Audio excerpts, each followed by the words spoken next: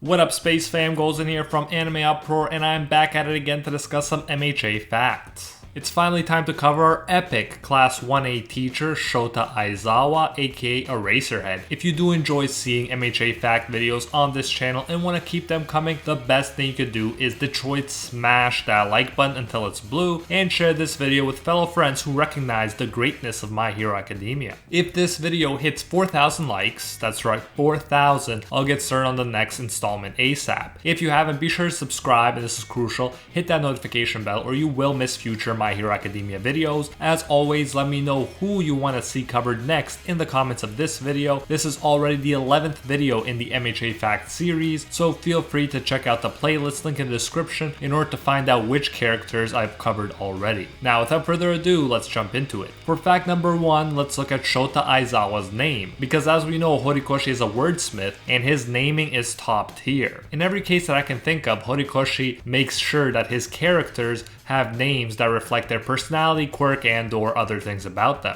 In Aizawa's case, his name contains a Japanese character for erase, which points to his ability to erase other people's quirks, and he also possesses the character for counselor, and as a teacher, he definitely gives advice to his students and serves as an important representative of UA. His friend Present Mike was the one who gave him his hero name Eraserhead back in the day. It's perfect in a way because his ability to erase quirks does come from his head, specifically from his eyes. If you've tried googling Eraserhead like me, you'll also realize that Aizawa shares the name with an experimental film that I very much don't recommend watching if you're easily freaked out. Knowing Horikoshi and how he's a fan of so many American works of art, I'd bet that this movie's title did in fact inspire him to make Aizawa's hero name Eraserhead. For fact number 2, let's look at Aizawa's popularity in Japan. There have been 5 popularity polls thus far. In the first poll, Aizawa got in 9th place between Ida the Hedgehog and Denki the Pikachu. The more flashy All Might got 5th place, making Aizawa the second top ranked teacher in the first poll. However, for the second poll, the laid back Kakashi-like Aizawa stole people's hearts and came in 4th place, right between Todoroki and Kirishima. All Might came in 6th place in the second poll, so Aizawa was the top ranking teacher in this one,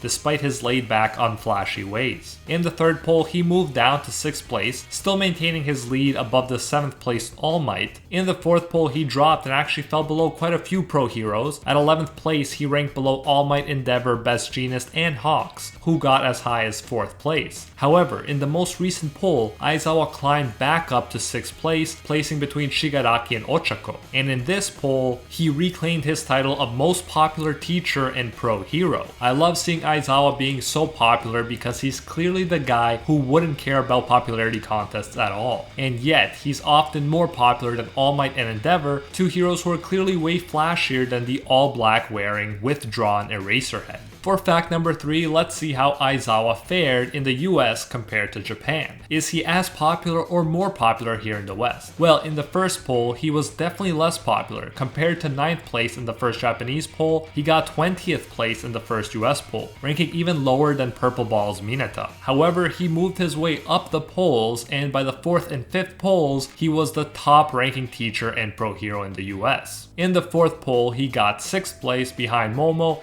and in front of All Might. And in the 5th poll, which was shared on December 15th, 2019, he stayed in 6th place. He was still behind Momo, but this time Hawks was trailing him. So yeah, whether in Japan or the US, at first Aizawa stood out less than heroes like All Might, but with time, everyone comes to love this guy who cares so little about what other people think that he's willing to sleep on the school's floor without a second thought. I said it before and I'll say it again, my goal is to develop Aizawa's level of not caring. For fact number 4, let's explore how Horikoshi came up with the idea for the character of Aizawa. Horikoshi writes that Aizawa is a man who lives by the motto of logicality. In other words, his decisions are based on logic to the extreme rather than on emotions. Horikoshi explains that it was from this concept of a character who thought everything through to their logical conclusions that Aizawa's design emerged. In Aizawa's case, it leads him not to fuss over his appearance in the eyes of the public at large. Thus, he's much more similar to a character like Shikamaru from Naruto than he is to a character like Kamina from Gurren Lagann, who talks about kicking reason to the curb and doing the impossible. There's something in characters like Shikamaru and Aizawa that I love. They don't try to stand out, they act like everything is a drag, but they are effective AF when the chips are down. This explanation by Horikoshi explains why Eraserhead just has a black uniform rather than a flashy one. A, he's less likely to attract the villain's attention, and B, a flashy outfit wouldn't help him fight better. So there's no logical reason to complicate things. Of course, there is something to be said for the power of emotions and the way All Might inspires people, so I think that these two balance out each other in a great way. For fact number 5, let's look at some personal info about Aizawa. For starters, he likes cats more than anything. It makes sense that he's a cat person, since cats can be understated and standoffish, like Aizawa, while dogs, on the other hand, can be very loud, in your face, and drooling all over you. I'm still a dog person myself, but even I can't help but appreciate how much Aizawa likes cats. When he was younger, people told him as a hero he should smile more, like All Might. Aizawa naturally wears all his stress and doubts on his face, not making citizens feel super safe. But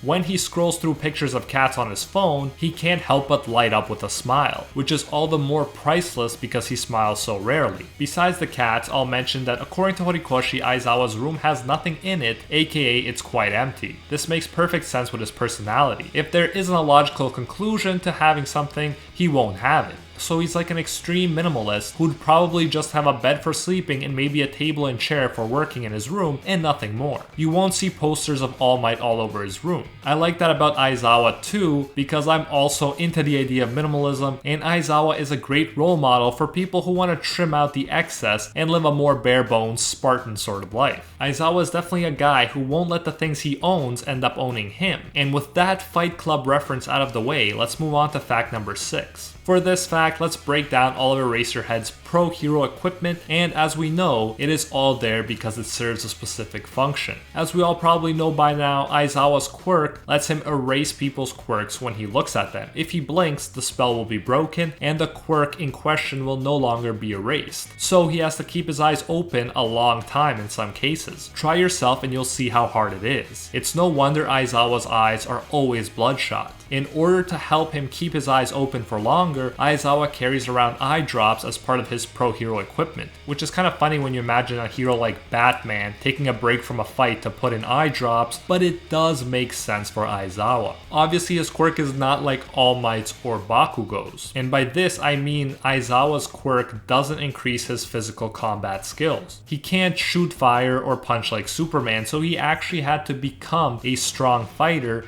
and find a way to be effective in battle without the help of an OP quirk. In order to assist him, he uses the capturing weapon that usually hangs around his neck. This weapon is a cloth made from steel wire alloy woven with carbon nanofibers, so it's strong AF and can hold down most people. Aizawa keeps a large knife on him so that he can cut this cloth if it gets caught on something, thus making sure he doesn't get trapped by his own weapon. We've also seen him use caltrops, aka spiked metal devices that you throw on the ground. They can pop car tires and obviously do some serious damage to humans as well. If he traps someone and suspends them in the air using his capturing weapon, he can drop these caltrops on the ground below them in order to make sure they don't try to get away. Lastly, Aizawa has his goggles that were actually given to him by his friend Oboro Shirakumo. Oboro passed away sadly, but when he was alive, he was always pushing Aizawa, who naturally lacked confidence, to believe in himself. Oboro gave him goggles when they ran into an enemy who could use smoke to make Aizawa's quirk-canceling quirk impossible to use. The goggles were ordinary goggles rather than Kanye West goggles, and they kept the smoke from bothering Aizawa. Aizawa kept the goggles as part of his hero outfit, but later modified them. Because the glass of the goggles could easily break and hurt his eyes, Aizawa needed an outer protective layer. That's how we got the modern Kanye West design, which has the added benefit of hiding Aizawa's true target,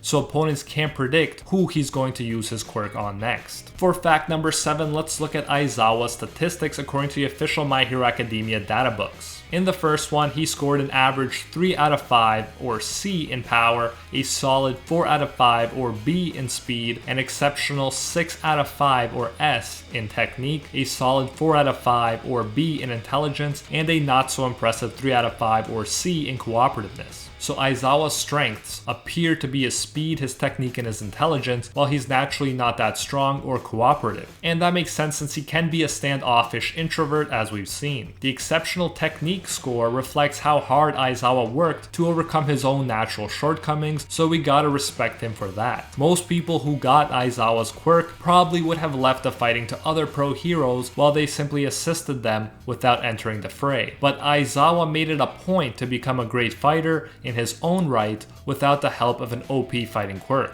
In the second data book, Aizawa still had a C in power, but his speed was upgraded to a B+, his technique to an S+, and his intelligence to an A+. His customized category was Dry Eyes, and you can bet he got a perfect 6 out of 6 or S in that. I really enjoy these data books, and I like seeing characters progress from one to the next. And I appreciate the fact that the pro heroes can grow as well as the students. Sometimes we assume that adults are stuck in their ways in shonen, but no, they can surpass their limits too, and that makes the series much more interesting. For fact number 8, let's take a closer look at Aizawa's Japanese voice actor, the 48-year-old Junichi Suwabe. Junichi is also a singer and won the Best Singing Award at the Seiyu Awards, and Seiyu just means voice actor if you were wondering. He also won the Best Supporting Voice Actor at the 7th Seiyu Awards. This talented rock star also plays another very important mentor, Yami from Black Clover. He also played Greed in Full Metal Alchemist and Archer in Fate's Day Night, among many other notable roles. What with being a rock star and the voice of so many cool characters, you can't deny that Junichi Suwabe is a legend at this point,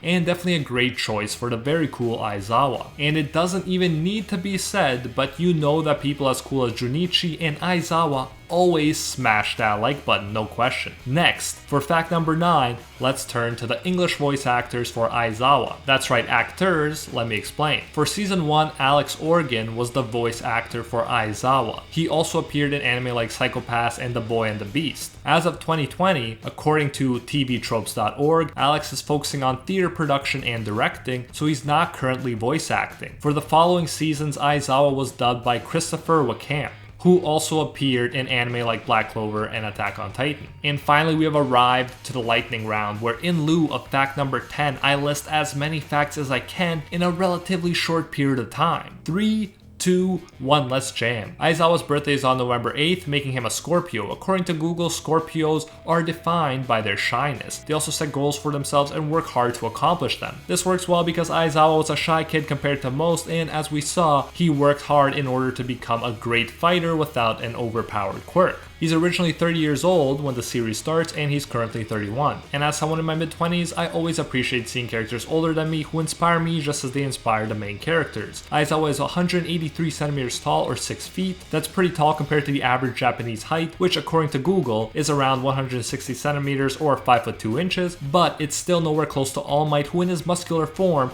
is 220 centimeters tall or 7 foot 2 inches. Aizawa's blood type is B, and his eye color when using his quirk is different in the anime and manga. His usually black eyes turn red in the anime and yellow in the manga. And that is it for this one. Another MHA Fact series video down, making for a total of 11, which is pretty crazy. This series has gone on for quite a while, and if you want to keep it going, be sure to smash that like button and leave suggestions for who you want me to cover next in the comments. Remember, if we can hit 4,000 likes, 4,000, 1,000 times 4, I'll get started on the next one ASAP. If you haven't, be sure to subscribe, and this is crucial, hit that notification bell or you will miss future MHA videos on this channel. And after you've turned that like button blue and shared this video with your cultured friends who like My Hero Academia, you can check out my MHA Facts series playlist as you impatiently wait for the next installment. Link in the description. Lastly, the YouTube ad rates have dropped big time, so the support we're getting from our AnimeUproar patrons is very appreciated. A very special thank you goes to our patrons over on Patreon who help us survive these YouTube issues and who help make videos like this one possible. First and foremost, I want to thank our the 1-tier patrons, the ones who stand atop all clans: Steven Ingrata, Alola Natem, The World, Steelers, Acquire Respect, Pate Hefa,